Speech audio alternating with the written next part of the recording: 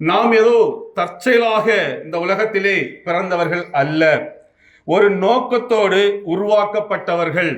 இப்படியாக நம்மை உருவாக்கின தேவாதி தேவன் நம்மை முழுமையாக அறிந்திருக்கிறார் என்பது நமக்கு உண்மையிலே ஒரு சந்தோஷமான ஒரு செய்தி, ஒரு ஆச்சரியமான ஒரு செய்தியாக இருக்கிறது. ஸோ இன்றைக்கு அப்போ நம்முடைய வாழ்விலே நடக்க போகிற எல்லா காரியங்களும் நாம் என்னதாக போகிறோம், நம்முடைய என்ன ஒரு மனிதனாக பிறந்த இந்த உலகத்திலே நம்முடைய ஒவ்வொரு செயலும் நாம் என்ன நோக்கத்திற்காக வந்திருக்கிறோம் என்பதை நாம் அறிந்திருக்கவில்லை முழுமையாக. ஆனால் கர்த்தர் நம்மளை முழுமையாக அறிந்திருக்கிறார். இன்றைக்கோ நேற்றோ இல்லை, உலக தோற்றத்துக்கு முன்பாகவே அறிந்து வைத்த ஒரு ஆண்டவர். அப்படிப்பட்ட ஒரு ஆண்டவர் இன்றைக்கு அவருடைய பிள்ளைகளாக நாம் இருக்கிறோம் என்பதிலே மிகவும் ஒவ்வொருவருக்குமே மிகப்பெரிய ஒரு சந்தோஷம்.